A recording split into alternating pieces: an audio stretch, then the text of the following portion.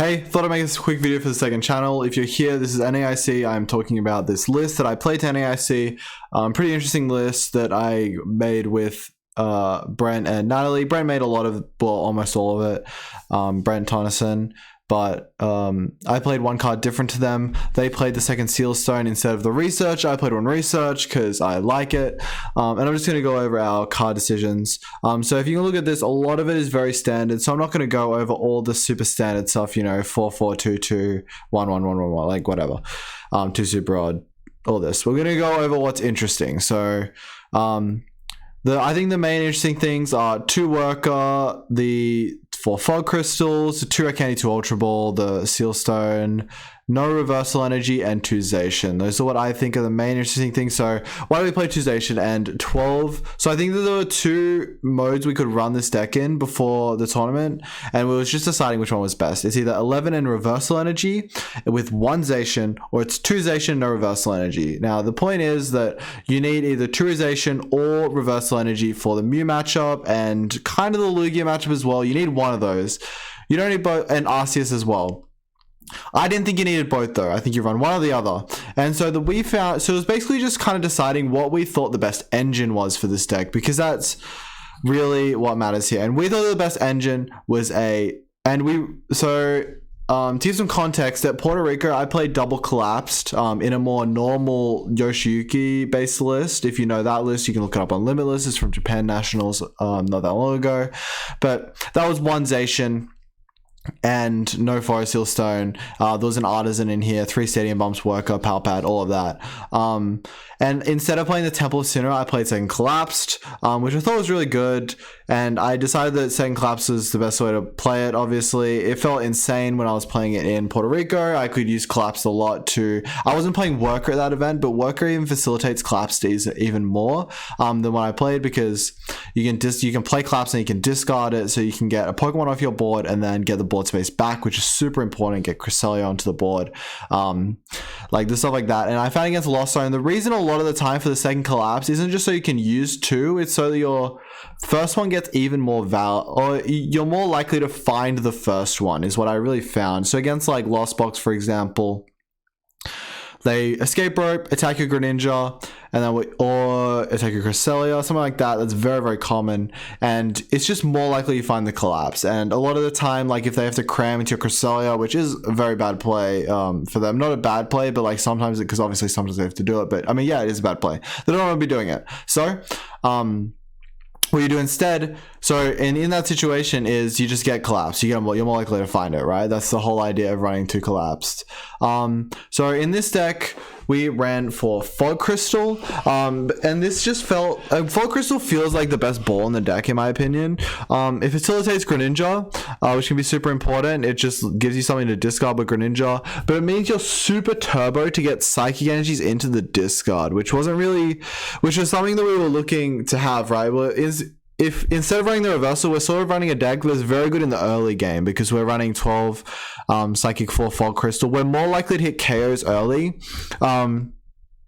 which in my opinion is just feels like a more likely way to win in a lot of your matchups. Mew Lugia, these matchups, it feels like you're more likely to win doing it like this. So like, yeah, for example, a lot of time against Lugia in testing, you would get turn 2 kill on the Lugia V, which wasn't really true of a Reversal deck. You just thought you just were sort of just less likely to hit it, which was what we found. The only sort of real issue is this count, is that to make space for 4th Fog Crystal, because obviously getting base is also super important. Like 4th Fog Crystal, I feel like, is the most consistent way to play the deck on turn 1 and turn 2, and then later into the game. Some not really on turn 2, because these cards become very good on turn 2. But the 2 Rare Candy and the Ultra Ball, and 2 Ultra Ball is very questionable. In my opinion, I played Professor's Research at the event, and it was good. It saved me in one of my games. But I think that the card should have been the 3rd Ultra Ball or the 3rd Rare Candy. I'm leaning towards 3rd Ultra Ball, because finding these evolutions is a bit difficult, and you can't always Seal Stone for what you want. So like the idea, right, is that you play 2 of each of these, you find one of them and you Seal Stone for the other one. They were running 2 Seal Stone, I was only running 1. So their theory was, yeah, you just you find Sealstone on turn 2, you proc it on Zacian. I didn't want to be reliant on Sealstone in the mirror, because there are a lot of games where you get where Zacian comes down and can't be bumped. You can't get collapsed before them. They get collapsed before you get the chance to bump your Zacian. Then you get board locked with Zacian in play, and then it dies the next turn. You're like, well, I guess I'm just behind now. Sometimes you even get 2 prizes behind from that. The way the mirror works is if you get 2 prizes behind, you always lose. And even being if you're 1 prize behind, you're at a disadvantage. If you're 2 prizes behind, you've lost almost always. So unless you have like two prizes on board, there are cases, but 2 prizes behind, you're losing. So, almost always. So, yeah. I really don't want to have to rely on Zacian because it's just so terrifying if Zacian gets stuck on your board, like you having to hit collapse to find it. It's a lot of the reason that we didn't run Luminion is the reason I didn't want to run the second Forest Sealstone. I wanted a better consistency card, so, because sometimes in hands you draw Sealstone, you can't play it. It's just a completely unplayable card in your hand. The thing is, Zacian isn't too bad to have on board, obviously, because of Roar of the Sword, and that also helps us, like, against Mew, Arceus, Lugia. If you're going first, you always bench Zacian on turn 1, because Roar of the Sword just gives you a free energy. And even on turn 2, you get another free energy if you can't attack, or you do attack, and right? So both the situations are good. So that was a bit of the logic behind that. Yeah, and so that's why we played that, but yeah, it really did feel like you couldn't find the rare Candy Guardi enough on turn 2 in something like the mirror. I did miss it. I feel like I missed 1 attack on turn 2 in the mirror in a game that just spiraled out of control completely, and I had to concede really early to conserve time. And it feels like if I had more Ultra Ball or a Candy, I would have had a better shot in that. And so why didn't we run Pal Pad? I feel like that's one of the more common cards in this deck. Why didn't we run it? So didn't run Pal Pad because we felt that just running raw supporters is better than running Power Pad because we're already tight on space and we want as many draw supporters as possible. And so I consider Worker a pretty decent draw supporter.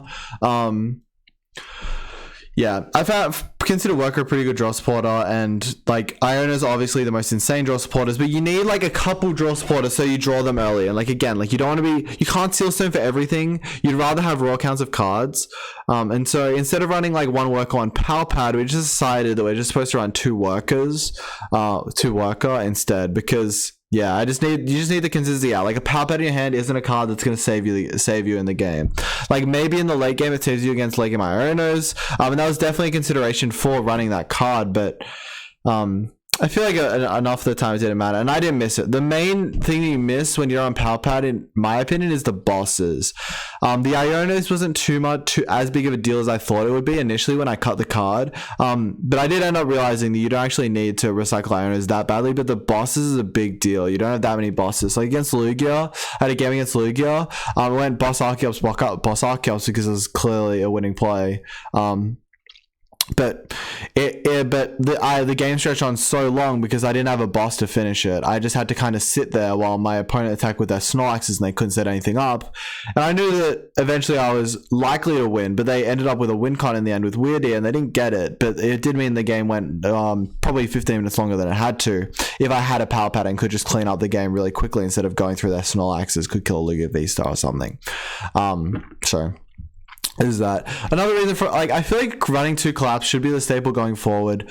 I feel like it won't, but I feel like the people who run 2 collapse will be very, very advantaged for it because it just feels like one of the best cards. It literally, I mean, it's obviously the best stadium. I think it's by far better than Temple and Artisan. Artisan is a consistency card, but like I feel like Collapse and Worker are a better consistency card, and they also have synergy with each other, and they make the deck very strong. In my opinion, like they add strength to the deck that there's something that Artisan doesn't. While these are not terrible for consistency, and yeah, like, but also being able to like Worker and Collapse in the same turn is a big deal while your opponent has Collapse in play or while you have Collapse in play. Being able to being able to heal basically from that position was pretty good. It didn't end up being too good for me in the event. I'll talk about how I did in the event. I went 5-3-1. So obviously not my best tournament ever. A lot was to do with time, to be honest, in my opinion. I feel like I could have played faster in a lot of these games and got better results, or could have played better under time pressure was another thing that I think I really struggled with. Was I was not knowing what actions to skip and not really knowing yeah, the best way to play fast, which is something I'll definitely be looking to improve on. Yeah, I need a little bit more experience playing playing with time, to be honest. So I'll get used to it, but that's gonna be it for this video. Hopefully you enjoyed this list recap on the second channel. I will see you guys later.